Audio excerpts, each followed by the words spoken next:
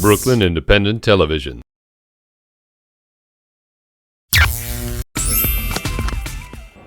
Barry Rust is a grade school teacher by day and a DIY instrument maker by night.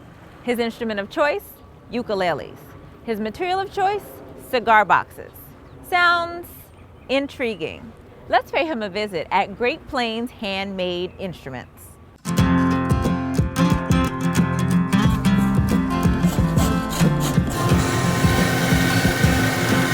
I started making these instruments about 6 years ago, basically just because I wanted a new ukulele. I'd been collecting all sorts of different instruments from all sorts of different places and had gotten a really cheap ukulele at the local music store and thought, well, I'd like to get a nicer one. But I found a cigar box at a garage sale, and somehow that triggered a memory that there were such a thing as cigar box instruments, and so I thought I'd try it out. My dad has a big wood shop, and they happen to have an old cigar box, and they let me use that, and so I cut the neck out of some wood that they had lying around and put it all together, and it actually sounded pretty good. Once that kind of magic of strumming an instrument that you've made and having it sound like it's supposed to sound, I was pretty hooked on it. After that, every time I would go home, I'd make more and more. As a collector of instruments, I then saw it as a way to add more different kinds of instruments to my collection. I was also playing the banjo a lot at the time, and so I made a fretless banjo, I made a tenor banjo, I made a cigar box fiddle, all sorts of different things, because it had, a whole world had just kind of opened up to me. One of the things that I really like about making these instruments is that once you understand a few principles, you can apply that to a lot of different things. Once you know the length of a string and where the frets go, it's really just proportions. You can make an instrument out of a cigar box, or you could make an instrument out of a coffee tin. The more involved you get, the better the instrument ends up sounding. And so, my first attempts, they sounded like what they were supposed to sound like, but they didn't sound really good. And so over time, one of the fun things that I've gotten to do is kind of change the way that I've built the instruments to take into account what I've learned about the way that instruments produce sound.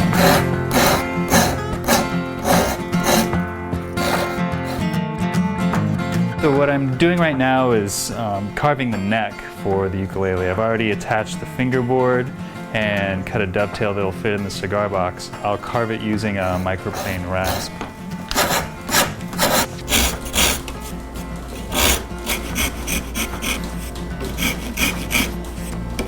Once the fretboard's finished, I'll just put some glue on and clamp it onto the neck.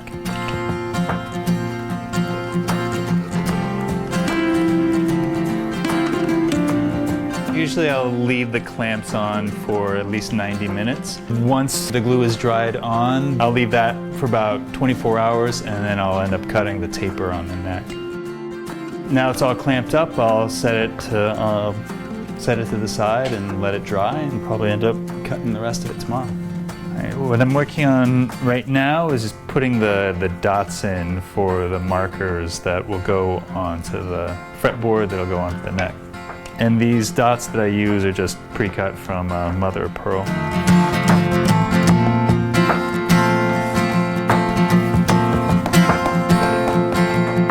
I use a file to get them level with the rest of the fretboard.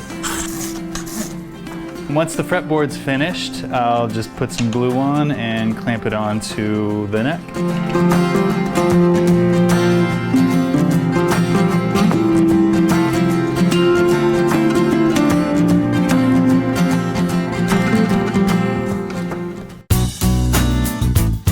So here are a bunch of instruments that I've made. This coffee tin I actually found at the Brooklyn Flea. A lot of the wood that I use, for example, this maple comes from what used to be my granddad's wood shop. Something I like to do is try to build new things and try different things out. And here's an example of using a big wine box for this kind of funny instrument. It's modeled on a hurdy-gurdy, and there's a wheel connected to a crank.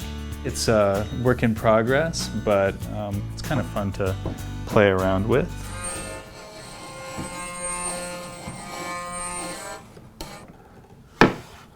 This last one's an example of a box that I found on eBay. Just made a nice little ukulele.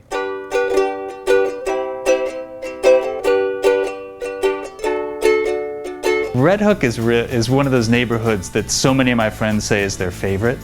It's just such a unique place, being on the river, cobblestone streets, the mix of industrial and residential. It's just this kind of wonderful place to be in general. It's just a really nice community, even just on this floor.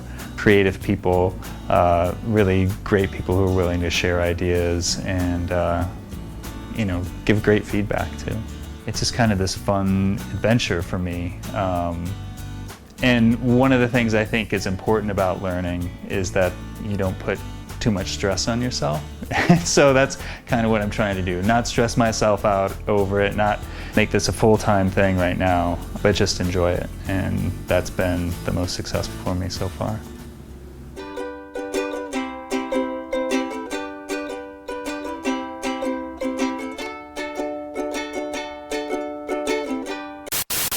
Watch this and other Brooklyn Independent Television episodes online at bricartsmedia.org/BIT.